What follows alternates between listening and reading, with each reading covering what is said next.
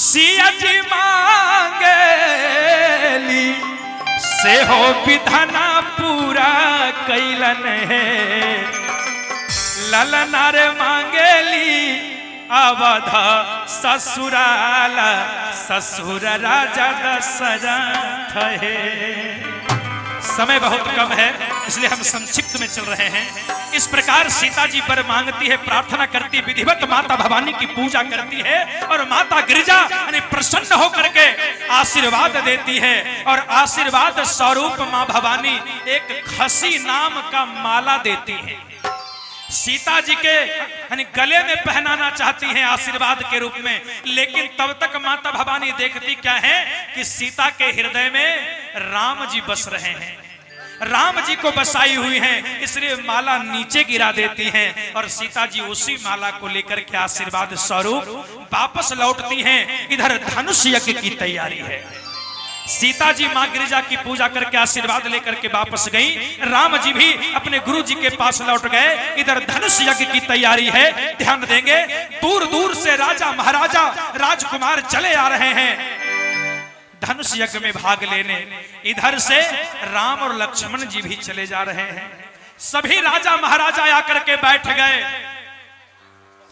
सबके सब आकर के बैठ गए। हाँ, ये भी राजकुमार हैं, एकदम आराम फरमा रहे हैं, बैठने दीजिए, कोई बात नहीं, इन्हें छोड़ दीजिए, कुछ नहीं करना भैया, नींद आ गई। ध्यान देंगे। और इधर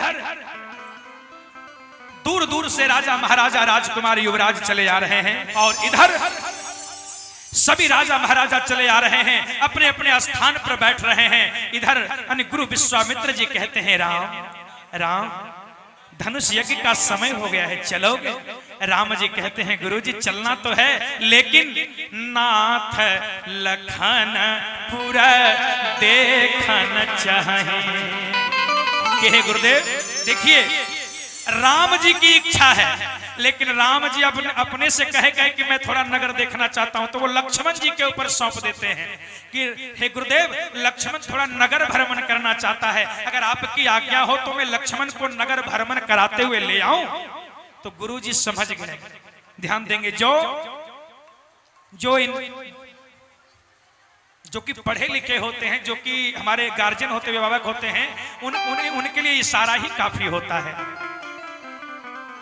ध्यान देंगे तो,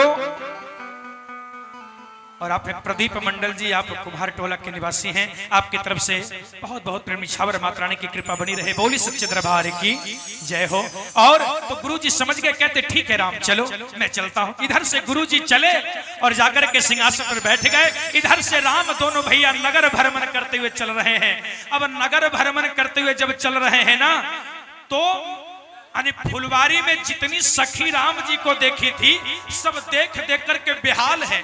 सब आकर के मिथिला में नगर में आकर के शोर कर दी कि फुलवारी में हमारे नगर में दो ऐसे राजकुमार आए हैं कि बड़े अद्भुत लगते हैं। एक श्यामले हैं, एक गोरे हैं, देखने के बाद मन करता है कि देखती ही रह जाऊं।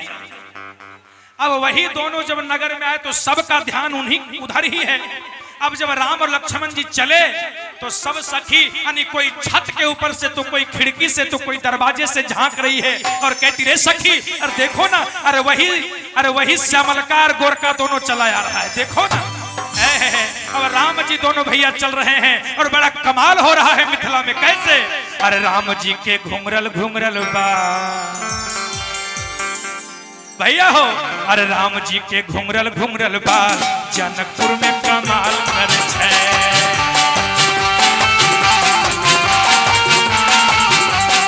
राम जी के घुंघरल घुंघरल बाल जनकपुर में कमाल कर छे।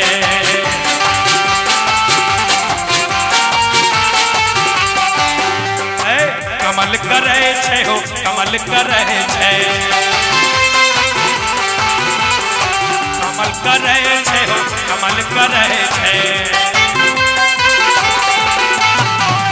भैया कहते हैं कि राम जी के घुंघरल घुंघरल बाल जनकपुर में कमाल करे छे। कैसे? अरे कमाल करे छे हो, कमाल करे छे। और जो भी मिथिलावासी देख रहे हैं ना, वो कहते हैं क्या?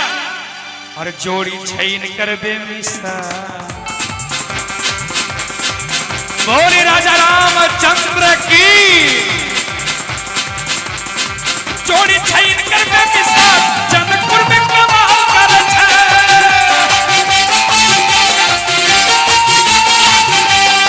जोड़ी छइन कर में मिसाल जनकपुर में कमाल कर छे।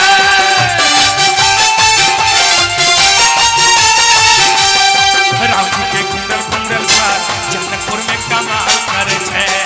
राम जी के घुंघरल घुंघरल बाल जनकपुर में कमाल कर छे।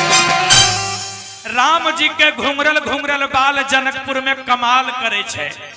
आ जोड़ी छे इनकर बेमिसाल के। ऐसा जोड़ी तो हम आंख से आज तक देखबे नहीं करिए। हे सखी देखो न, एगो खूब एकदम गोरे गोर है, तो एगो एकदम है ना कारे कार है। सामले और गोरे है। अरे गोरे का सवार का के, अरे सखी देखो ने, अरे गोरे का सवार का के, अरे आँखी में कजरवा से हो राम, से हो राम, से हो राम, से हो रे कजरवा जनवा मार हो राम, से हो राम, से हो रे कजरवा जनवा मार हो।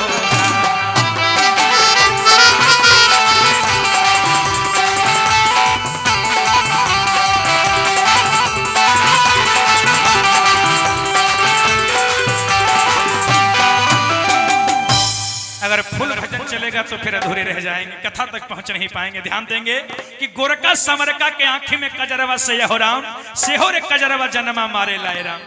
सखियां बेहाल है। राम जी दोनों भैया चले जा रहे हैं और चल करके पहुंच गए कहां? जहां धनुष यज्ञ स्थल है। धनुष यज्ञ स्थल पर पहुंचते हैं। जब राम जी दोनों भैया पहुंचे, जहां गुरु विश्वामित्र जी बैठे हैं, उनके बगल में आकर के दोनों भैया विराजमान हो गए। 5 मिनट तक सभा का वातावरण शांत रहा। 5 मिनट के बाद धनुष यज्ञ का कार्यक्रम प्रारंभ हुआ। ध्यान देंगे, जब धनुष यज्ञ का कार्यक्रम प्रारंभ हुआ तो एक बार महाराज दशरथ स्वयं उठ करके जितने भी राजा महाराजा राजकुमार आए, सबका परिचय अपने मुख से करवाए, सबका परिचय पात्र करवाए। उसके बाद धनुष यज्ञ का कार्यक्रम प्रारंभ हुआ। जितने भी राजा महाराजा राजकुमार आए हैं, सब वारी वारी से जा रहे हैं और धनुष में जाकर के अपनी शक्ति को आजमाते हैं, धनुष को उठाना चाहते हैं। और सबके मन में लालसा है कि धनुष को हम तोड़ेंगे और सीता को ब्याह कर हम ले जाएंगे। धनुष को हम तोड़ेंगे और सीता को ब्याह कर हम ले जाएंगे, क्योंकि महाराज जनक जी का ऐलान था कि जो राजा राजकुमार युवराज इस धनुष के ऊपर प्रतिंचा को चढ़ाएगा और धनुष को भंग करेगा, उसी के गले में मेरी बेटी सीता बरमाला पहनाएगी, सीता उसी के साथ ब्याही जाएगी। तो सभी राजा महाराजा युवराज के मन में यही बात चल रही है कि धनुष को हम तोड़ेंगे, हम सीता को ब्याह कर ले जाएंगे। लेकिन ध्यान देंगे, एक एक करके जितने भी राजा आए, सब अपनी शक्ति को आजमा रहे हैं। भाव को देखा जाए और धनुषा उठावे एकदम जंगभंग है धनुष को तोड़ने के लिए, और धनुषा उठावे खातिर एकदम जम के जाते हैं। धनुष में अपनी ताकत को, धनुष में हाथ लगाकर जम करके शक्ति लगाते हैं और धनुषा उठावे खातिर और दौड़ेला जरूर हो, सहूर नहीं खे और सहूर नहीं खे। तो ताके टुकुर हो सहूर, ताके टुकुर हो सहूर, ताके टुकुर हो सहूर, ताके टुकुर हो सहूर। धनुषा उठावे खातिर दौड़ेला जरूर हो, सहूर नहीं खे, ताके टुकुर टुकुर हो, सहूर नहीं खे। इतने ना, जितनी शक्ति होती सब लगा देते हैं, लेकिन फिर भी धनुष नहीं हिला। टूटने की बात तो दूर है, हिला तक नहीं। और धनुषा न हिले, धनुषा न उठे, तहा पे हुपुर हो सहूर नहीं खे। बिल्कुल एकदम सब शक्ति लगा देते हैं, जब नहीं उठता है एकदम हाँप रहे हैं बेचारे, हाँप रहे हैं। और धनुषा न उठे हापे हुपुर हो सहूर नहीं खे, और सहूर नहीं खे तक टुकुर टुकुर हो।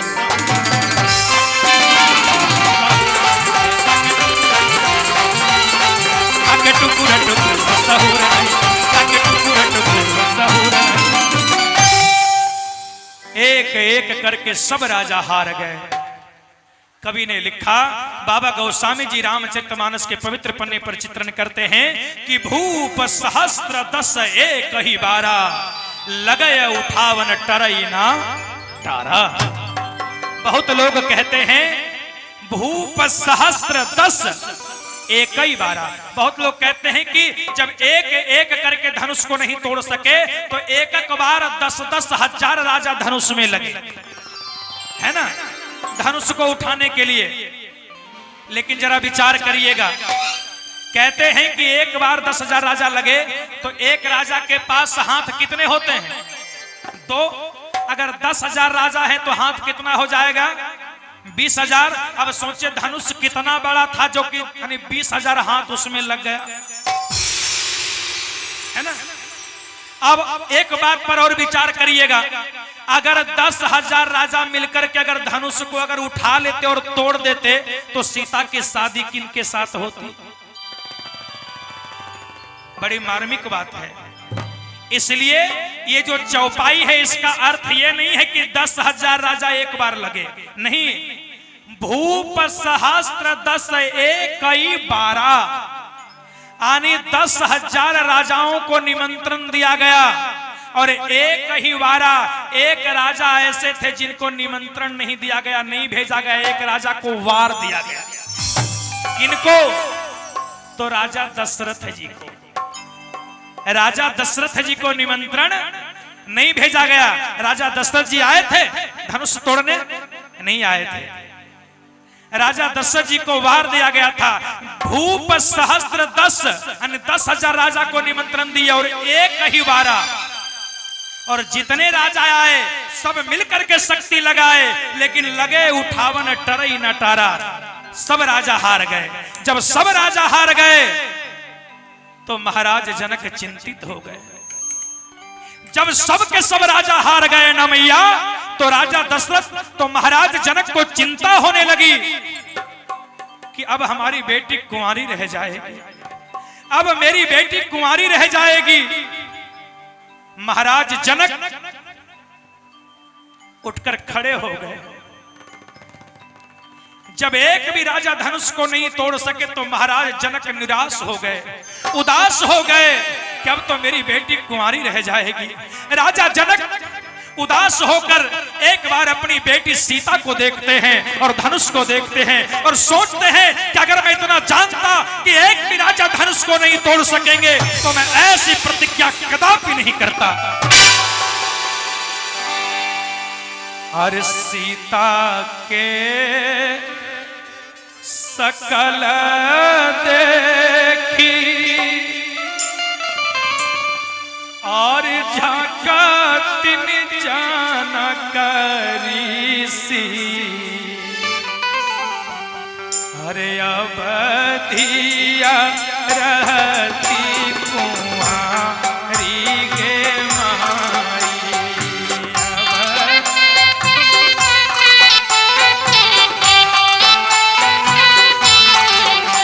अरे अवधिया रहती कुंवारी गे माई।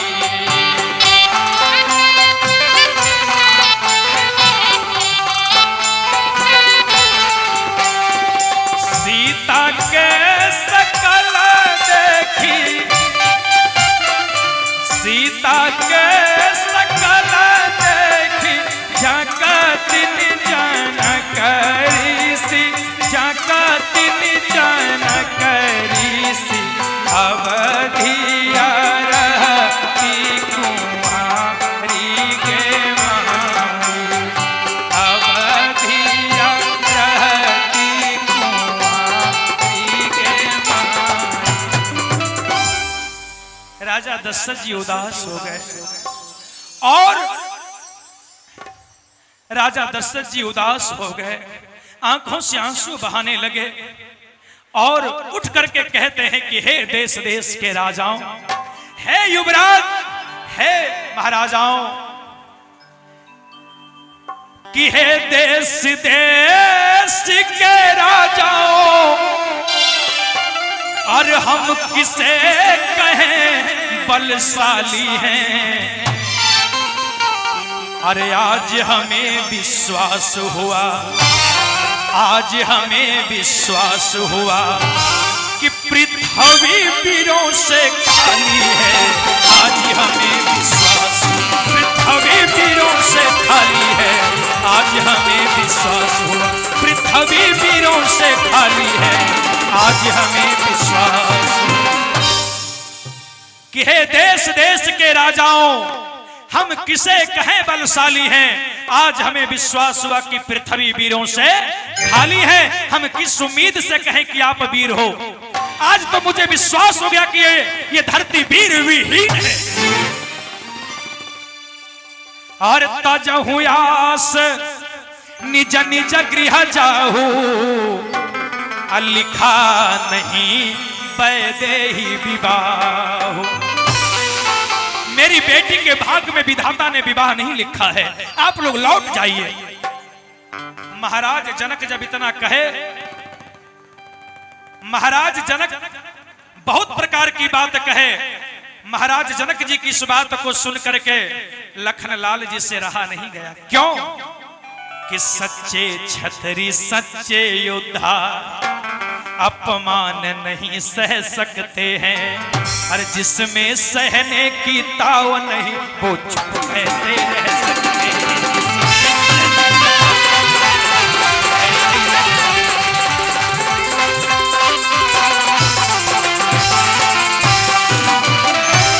लखनलाल जुटकर खड़े हो गए कि महाराज चुप हो जाइए। इस बात को बोलने से पहले एक बार आपको सोच लेना चाहिए कि इस सभा में अयोध्या के राजकुमार श्री राम भी बैठे हुए हैं। आप इस धनुष की बात कर रहे हैं। अरे ये धनुष तो बहुत पुराना है, घिसा पिटा है। ओ महाराज, अगर मुझे आदेश मिले ना, अगर मुझे गुरु जी का आदेश मिले ना, तो ये धनुष क्या है? अरे ये सड़ा धनुष तो चीज ही क्या।